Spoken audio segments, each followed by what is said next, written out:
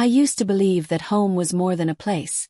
It was a sanctuary built on trust, love, and sacrifice.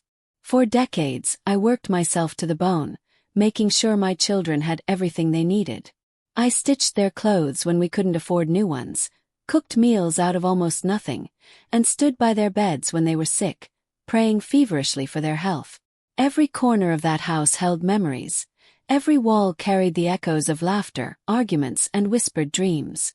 It wasn't just a structure. It was the living heart of our family. But sometimes life has a cruel way of turning the very people you die for into the ones who wound you the most. I never imagined that the home I poured my soul into would one day be seen as nothing more than an asset to be claimed, or that I would be treated like a stranger in the place where I raised my children. It started subtly, with offhand comments about how I was getting older, about how it might be better for me to have help around, or get more professional care. At first, I brushed it off, thinking they were just worried, perhaps clumsy with their words. But soon their tone changed. My eldest, Daniel, once sat across from me at the kitchen table, the same table where I used to serve him pancakes shaped like little animals when he was a boy, and he told me bluntly that it was time to start thinking about the next phase of my life. The words didn't sound like concern. They sounded like eviction papers wrapped in a polite disguise. I felt my stomach tighten as he continued. "Mom, you'll be more comfortable in a home. You'll have people around your age, doctors on call, activities to keep you busy." His sister chimed in, nodding, almost rehearsed. "And the house? Well, it's just too much for you to handle now. We could really use the space. It's not safe for you anymore." That last sentence pierced me because it wasn't about me, it was about them. About what they wanted, not what I needed. For a moment, I sat frozen, staring at the faces of the children I had carried in my arms, the children I had defended against the harshness of the world. Now, those same faces were looking at me like I was an obstacle in their path. My throat felt dry, my hands trembled, and though my heart wanted to shout, to cry, to remind them of every sleepless night I spent rocking them back to health, I stayed silent. The betrayal was so profound that words refused to form. That night, before they moved forward with their plan, I wandered through the house alone. I touched the photo frames lining the hallway, their baby pictures, their first school portraits, family holidays where we were all smiles and innocence. I traced my fingers over the scratches on the dining table, remembering the time Daniel accidentally dragged his toy truck too hard across the wood. I ran my hand along the doorway where I had marked their heights year after year, proof of how quickly they had grown. Every touch felt like a goodbye I hadn't chosen, like I was being forced out of my own story. Tears blurred my vision, but underneath the heartbreak, something stirred inside me. A small, quiet flame of defiance. If they thought I would leave quietly, if they believed they could erase me and claim the home I built with my sweat and sacrifice, they were wrong. I wasn't just some old woman they could discard like worn-out furniture. I was their mother. I was the one who had given them life, and I wasn't about to let them take mine away. I didn't know exactly how or when, but in that moment, I made a silent promise to myself. I would not be cast aside. If they wanted to push me out, then they would soon learn that I was stronger, smarter, and far more determined than they ever imagined. And though they didn't realize it yet, the very home they were trying to claim would one day become the tool I used to teach them a lesson they would never forget. The next morning, my children came back with their plan fully set in motion. They had brochures in their hands, glossy pages filled with smiling elderly people playing bingo, painting, and taking walks in manicured gardens. They spread them out on the coffee table like it was some sort of exciting opportunity, like I should be grateful they were helping me. I could hardly look at them. To me, those pages weren't promises of comfort. They were eviction notices dressed in cheerful colors. "Look, Mom," Daniel said, tapping on one of the pictures. "This place even has a library. You love to read. Doesn't that sound perfect?" His wife, sitting smugly beside him, added, "And the medical staff is on site 24/7. It's really the safest place for you." My daughter chimed in too, her voice sweet but rehearsed. "And think about how lonely you've been here. At least there you'll have company." Lonely. That word hit me like a slap. They thought I was lonely in this house. This house that was built with love, filled with memories, the walls practically breathing with the laughter of my late husband and the footsteps of my children as they grew up. No, I wasn't lonely here. I was lonely in that moment, sitting across from the very people I loved most, realizing that not one of them saw me as a mother anymore. They only saw a burden. I swallowed hard, forcing myself to keep calm. "And what about the house?" I asked quietly, though I already knew the answer. Daniel glanced at his sister, then back at me. His tone casual, almost dismissive. "We were thinking maybe we could sell it. Split the money. Or maybe Sarah could move in with her family."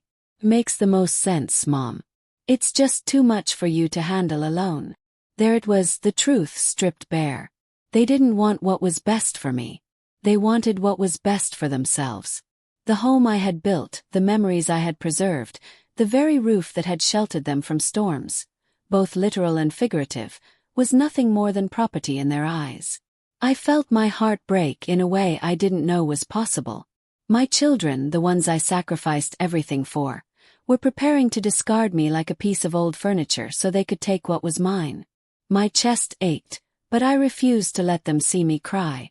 I straightened my back and forced a smile, the kind of smile mothers wear when they don't want to show weakness. "I see," I said softly. "You've thought this through." Inside, however, a storm was brewing. I could almost hear my late husband's voice in my ear, steady and strong. "Don't let them take advantage of you. Stand your ground." He had worked just as hard as I had to build this home, brick by brick, paycheck by paycheck, and I knew he would never forgive me if I let our children erase all of that so easily. That night, as I lay in bed, staring at the ceiling, I made a decision. If they wanted me out of the house so badly, then they had no idea what was coming. They thought they were clever, plotting to free up the house, as they put it, but I was going to show them just how clever their old mother could be.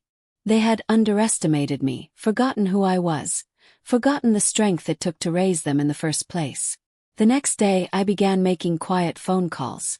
I reached out to an old friend of my husband's, a lawyer, someone who had always admired how fiercely I fought for my family. When I explained the situation, he didn't hesitate. "You have more power than you think," he told me. "That house is yours. If they want to push you out, maybe it's time you use it to teach them a lesson they'll never forget." For the first time in weeks, I felt a spark of hope, and a flicker of satisfaction. They thought I was powerless. They thought they could control me. But what they didn't know was that I was already preparing my move. And when I made it, the ground beneath their feet would shake. The following morning, my children arrived again, all cheerful and overly polite, as though their smiles could hide the knife they had already stuck in my back. They sat in my living room, discussing timelines, moving arrangements, and even what furniture would fit better in Sarah's new setup once she and her family moved in. I sat there silently, nodding here and there, letting them believe I was meek, defeated, and ready to comply. Inside, however, every word they spoke only strengthened my resolve. "Mom, we'll make this transition easy for you," Sarah said, patting my hand like she was doing me some grand favor. "I already spoke with the director at the nursing home. They have a room available next month. Isn't that wonderful?" Daniel leaned back in his chair, his arms crossed, already looking like he owned the place. "Yeah, and honestly, Mom, this house needs younger energy. It'll be perfect for Sarah's kids." His words stung like 1,000 tiny cuts. Younger energy. That was how they saw me now. Old, spent, useless. I forced a smile, but inside I was screaming. They had forgotten who I was. They had forgotten the years I spent holding this family together through poverty, sickness, and loss. They had forgotten the nights I worked late shifts just to put food on the table, the mornings I skipped breakfast so they could eat instead. Forgotten, or worse, didn't care. That night, after they left, I pulled out the house deed from my safe. My husband's name and mine were still etched in bold letters, proof of our hard work, proof that this place was ours. My hands trembled as I held it, but not from fear, from power. I realized in that moment that this wasn't just a house. It was the last piece of dignity I had left.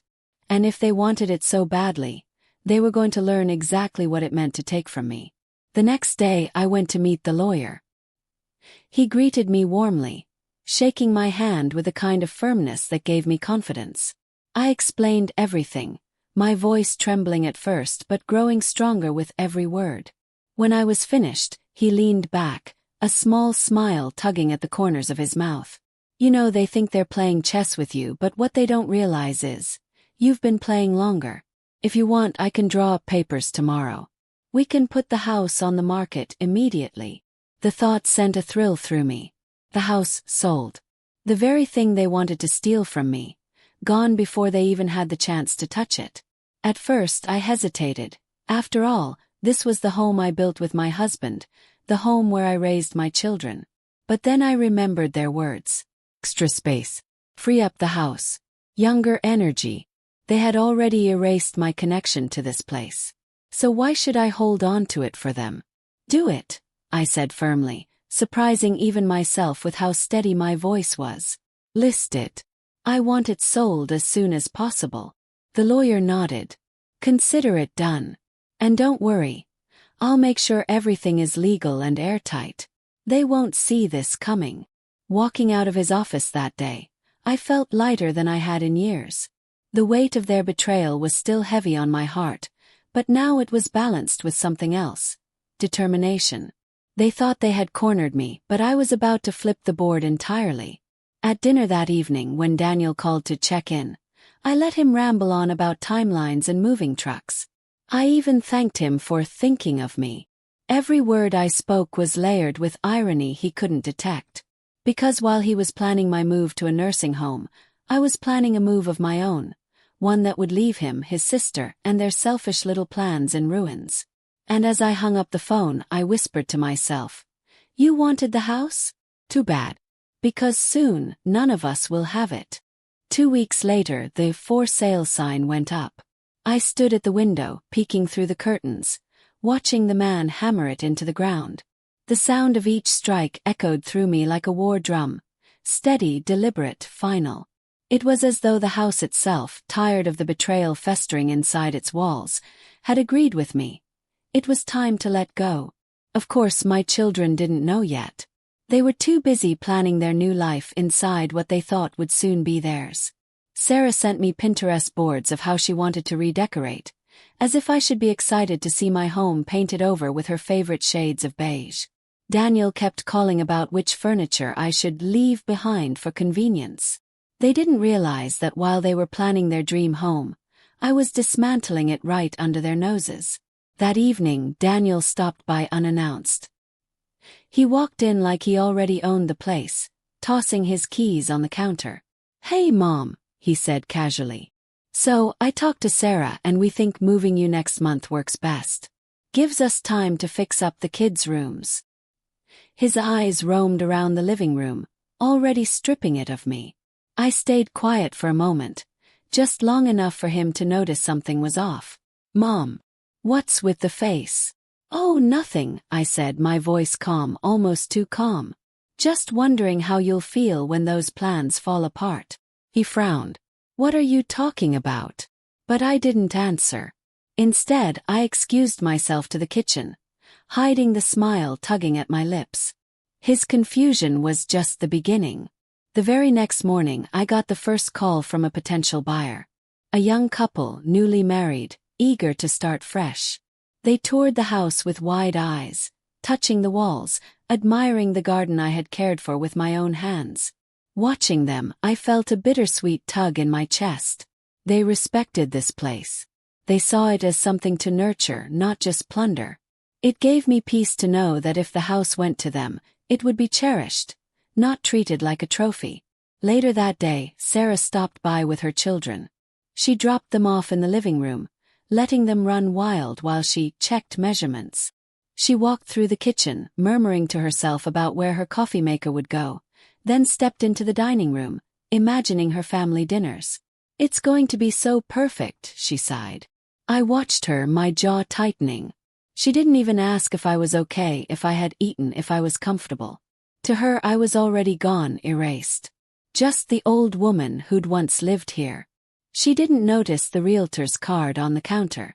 Or maybe she didn't care. That night, I sat alone in the living room, staring at the empty walls. I remembered Christmas mornings filled with laughter, birthdays with balloons taped to these very corners, late-night talks with my husband when the kids had gone to bed. Every memory whispered to me, don't let them win. So I doubled down. I told the realtor to fast-track everything. I didn't care about the asking price. I wanted it gone quickly.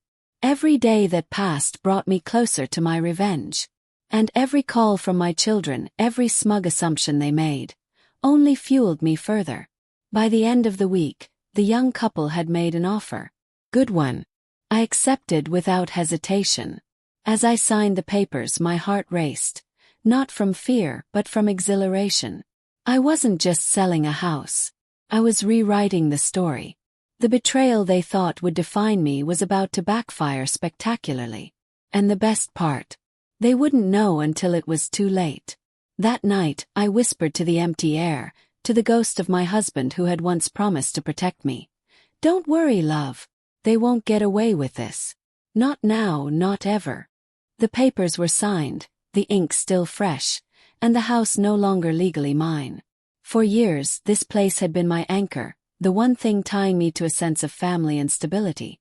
And now it was gone, at least in name. Yet somehow, I felt lighter than I had in decades. The weight of my children's expectations, their entitlement, their smug belief that they had outsmarted me. It all began to crumble. But here's the thing about revenge. Timing is everything. If you reveal your hand too soon, the impact is lost.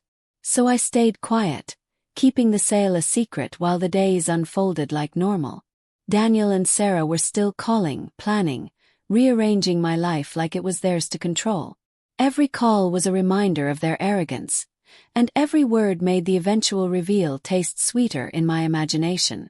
One evening, Sarah brought her children over again. She was in one of her moods, sharp and dismissive. "Mom, you should really start packing soon," she said, glancing around like an inspector. "Honestly, I don't know why you've kept so much junk. Most of this won't even fit in your new room at the home." Her words stung, not because of the insult itself, but because of how easily they rolled off her tongue, as if she'd been practicing them. She didn't see me as her mother anymore. She saw me as an inconvenience, a task to manage, a box to check off her to-do list. I bit my tongue, holding back the retort bubbling inside me. Instead, I just smiled faintly and said, "You might be right." If she noticed the glint in my eye, she didn't comment. Meanwhile, Daniel was already talking about renovations. He sent me texts with links to furniture he wanted to order, showing off expensive couches and a new flat-screen TV. "Finally gonna make the place look modern," he wrote. He even mentioned knocking down the wall between the kitchen and dining room, as if it was already his playground. I stared at his messages, my heart pounding. Every assumption, every careless word, added fuel to the fire that was building inside me. They were so sure of their victory, so sure I was powerless, and I couldn't wait to see their faces when the truth ripped through their fantasy. A week later, the young couple returned with a moving truck. They brought boxes, furniture, laughter, and hope. They weren't just moving into a house. They were stepping into a new chapter of their lives. Watching them carry things inside, I felt a bittersweet pang. These strangers were about to live in the space that had been my whole world, and yet I trusted them with it more than I trusted my own children. That night, Daniel dropped by again. He walked in mid-sentence, not even bothering with a hello. "So, Mom, I was thinking we could repaint the living room this weekend. Sarah wants a lighter shade, something that'll brighten things up. Oh, and we should probably get someone to take care of the yard." He stopped mid-sentence. His eyes landed on the boxes stacked neatly in the hallway. Boxes that didn't belong to me. "Whose stuff is this?" he asked, his voice sharp. I could feel the tension in the room tighten like a wire ready to snap. Slowly, deliberately, I turned to him. "The new owners," I said calmly. "They'll be moving in fully by the end of the week." His face went pale. "What do you mean, new owners? This is our house." "No, Daniel," I replied, my voice steady. "It was my house. And now it's theirs. For a moment, silence swallowed the room.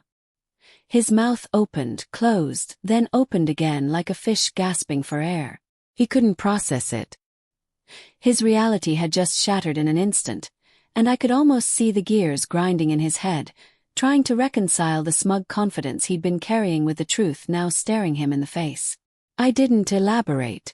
I didn't need to. His wide eyes, his trembling hands, the sheer disbelief on his face. That was the beginning of my revenge unfolding right before me. And the best part. Sarah didn't even know yet. The day of confrontation arrived sooner than I expected. It was a sunny afternoon, but my heart felt heavy, clouded with emotions I could no longer suppress. I had called my children over to the nursing home, insisting that we needed to talk.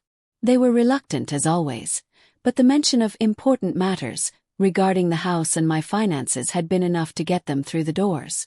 When they walked in, their eyes were not filled with warmth or concern for my well-being. Instead, they gleamed with thinly veiled greed, as if they were only here to confirm what more they could take from me.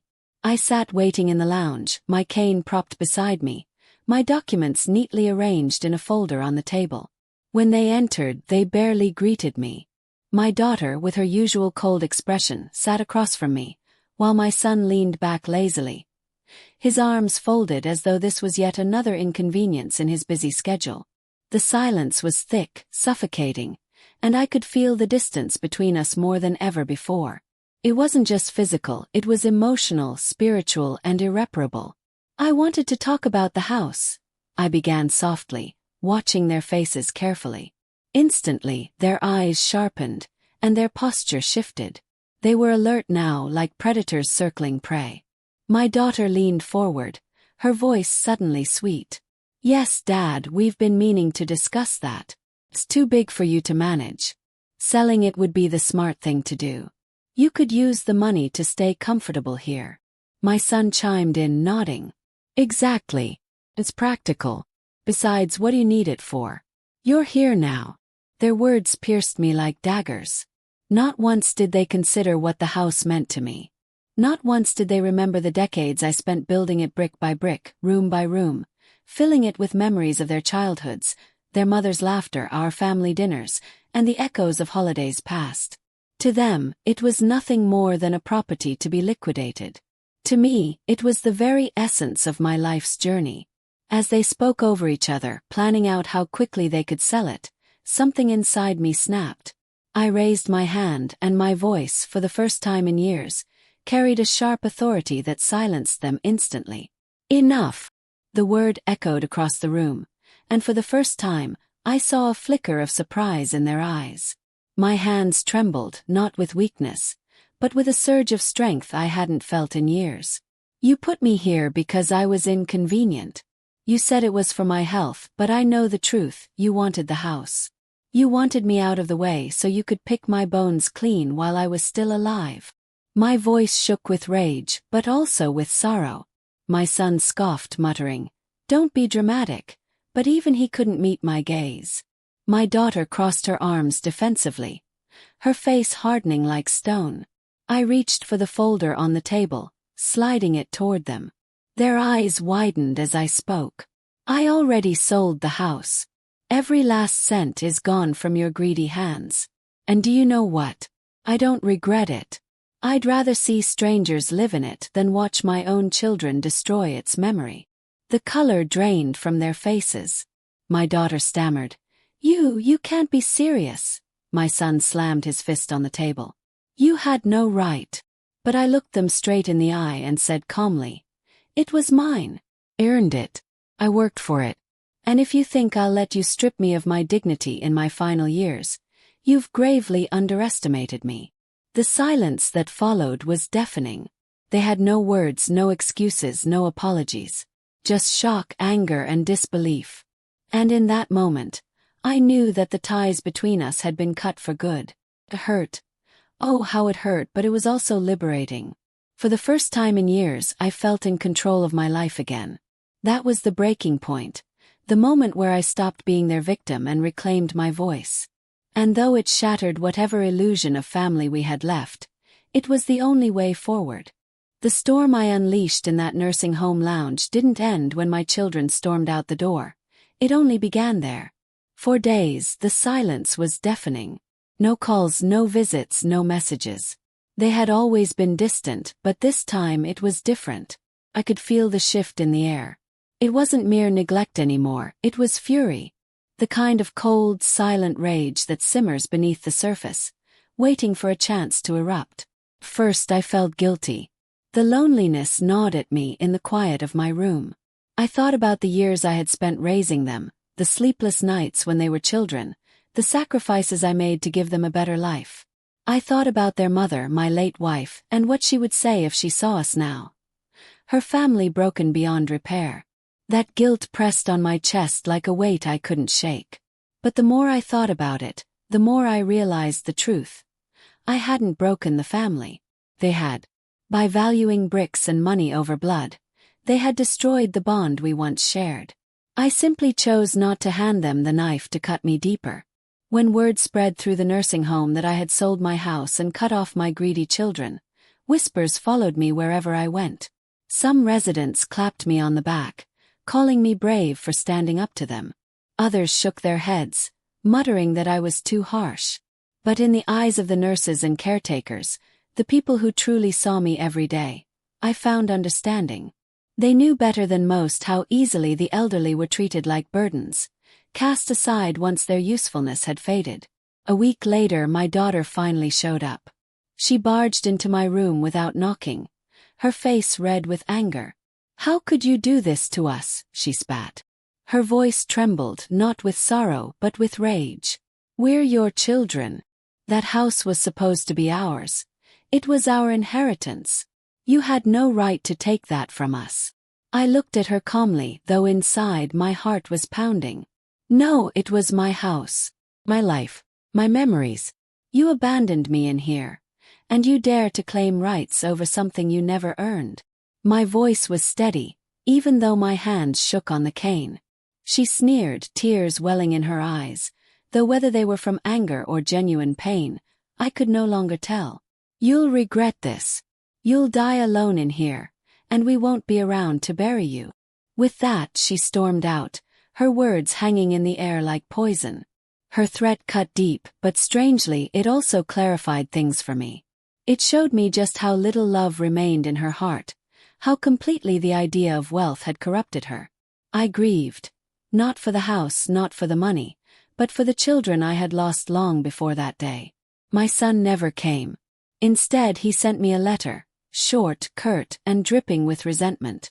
"You've ruined everything. Don't expect to hear from me again." That was all it said. No goodbye, no ounce of warmth, just a severed tie sealed in ink. Oddly enough, I felt lighter after reading it. The waiting, the hoping, the wishing that one day they might change. It was over. They had spoken their truth, and I had spoken mine. Life in the nursing home went on. I began to see that family isn't always about blood. Some of the other residents became like siblings to me, sharing meals, stories, and laughter. One of the nurses, kind, patient, and full of compassion, treated me as though I were her own father. She reminded me daily that I was still worthy of love, dignity, and respect. In losing my children, I had found something else. A chosen family, one that valued me for who I was, not what I owned. And though the pain of their betrayal would never truly vanish, I began to heal in the small moments of kindness that surrounded me. For the first time in years, I didn't feel abandoned. Felt free. The days turned into weeks, and what had once felt like a prison began to feel almost like a second chance. The nursing home wasn't grand, nor was it particularly cheerful, but within its walls I found something I had long forgotten: companionship without expectation, warmth without hidden motives. Every morning, I sat near the window in the common room, the sunlight streaming across the worn carpet, and slowly, a circle of friends began to form around me. There was Harold, a retired teacher with a booming laugh that filled the hallways. He loved to tell stories from his classroom days, often exaggerating the mischief of his students until we were all doubled over with laughter. Then there was Mabel, quiet and gentle, who knitted scarves and socks for everyone as though her hands had never grown old. And of course, Nurse Clara, the one person who seemed to understand my silence without me uttering a word. She'd stop by every morning with a smile, sometimes bringing me a cup of tea she'd bought out of her own pocket because she knew the home's version was too bitter for my liking. It was in these small gestures, these ordinary moments, that I began to heal. I realized something shocking. For years, even when I was still living in that house my children coveted, I had been lonely. They rarely visited, rarely called, rarely asked how I was doing. My existence in their world had been reduced to a title on property documents and a signature on a will. Here, however, in this place they thought would crush me, I had found something far more valuable than money: people who treated me as human. But don't mistake my healing for forgetting. No, every night, as I lay in bed listening to the muffled sounds of the television from the lounge, I thought about my children. I thought about how easily they had tossed me aside, as though I were nothing more than clutter taking up space in their lives. They had wanted the house. They had wanted freedom. They had wanted me gone. And so, I gave them exactly what they wanted, but in the one way they never expected. The day the sale of the house was finalized, I walked outside with Clara by my side. For the first time in a long time, the air smelled sweeter, freer. I no longer had the burden of maintaining a property or worrying about what would happen to it after I passed. I had taken their weapon, their inheritance, and turned it into my shield. That evening, I gathered a few of the residents and shared the news with them.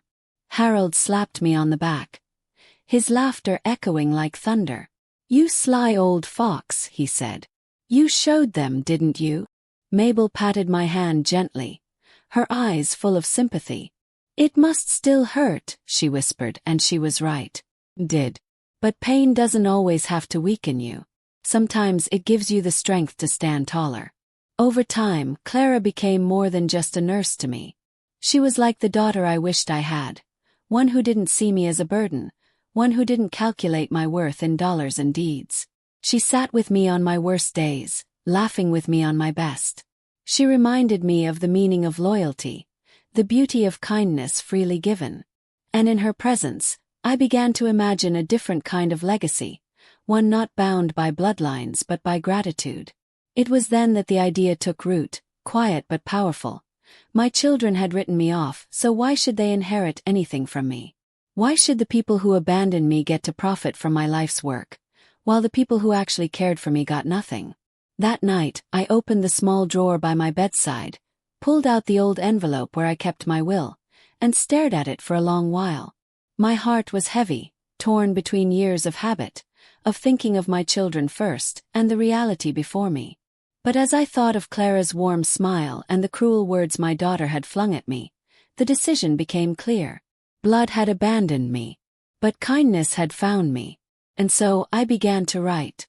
The night I decided to rewrite my will was one of the most difficult yet liberating moments of my life.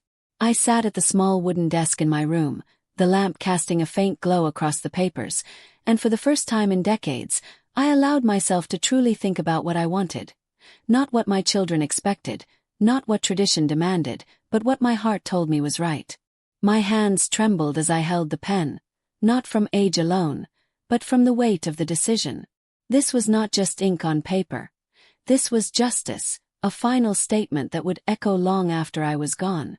I thought back to all the sacrifices I had made for my children, the nights I stayed awake sewing clothes so they could look presentable at school, the meals I skipped so they could have full plates, the endless hours of work and struggle just to give them a home and a future. And how did they repay me? By casting me aside the moment I no longer served their comfort, by tossing me into a nursing home so they could free up the house. Those words still stung like salt in an open wound. They had reduced my entire life, my entire existence, to bricks and mortar, to property and profit. In their eyes, I was not a parent, not a human being. I was simply an obstacle in the way of their greed. But Clara, sweet, patient Clara, she had no obligation to care for me beyond her duties as a nurse. Yet she did so with a kindness and devotion that went far beyond any paycheck. She listened to me when I needed to talk, she respected my silences, and she treated me not as a burden but as a person worthy of dignity. When my own flesh and blood abandoned me, she stayed. When my children saw me as nothing but a fading shadow, she looked at me and saw someone who still mattered. As the pen touched the paper, I began to write her name where my children's had once been. The words flowed slowly at first, but with each line my conviction grew stronger. This was not an act of revenge, though many would see it that way. No, this was an act of truth. Why should those who turned their backs on me inherit the fruits of my lifetime of sacrifice? Why should they profit from a legacy they did not respect? If blood ties meant nothing to them, then they meant nothing to me. I paused, staring at the page, and I could almost hear their voices in my head. The shock, the outrage, the anger they would feel when they discovered what I had done. I could picture my daughter's face twisting with fury, my son pacing the room, both of them demanding answers. But instead of fear, I felt a strange sense of peace. For once, I was not bending to their will. I was not sacrificing myself to make them comfortable. I was standing up, even if it was in the final chapter of my life, and saying, I matter too. When I finished, I carefully folded the new will and placed it back into the envelope.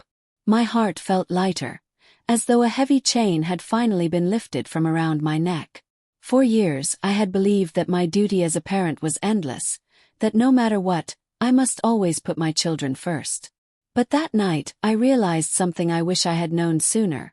Love must be mutual to be real. And if love is replaced by exploitation, by cruelty, by abandonment, then it is not love at all. It is chains disguised as obligation. The next morning I called my lawyer and arranged for everything to be finalized legally. He raised an eyebrow when I told him of my decision, but after hearing my story, he nodded in understanding. It's your right, he said simply, and for once those words felt powerful. My right, my choice, my life. That evening I sat with Clara in the common room, watching her laugh with the other residents. She caught my eye and smiled warmly, and I knew I had done the right thing.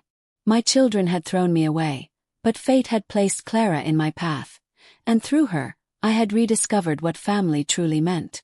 Blood may bind us by birth, but loyalty, love, and kindness, that is what makes someone truly yours.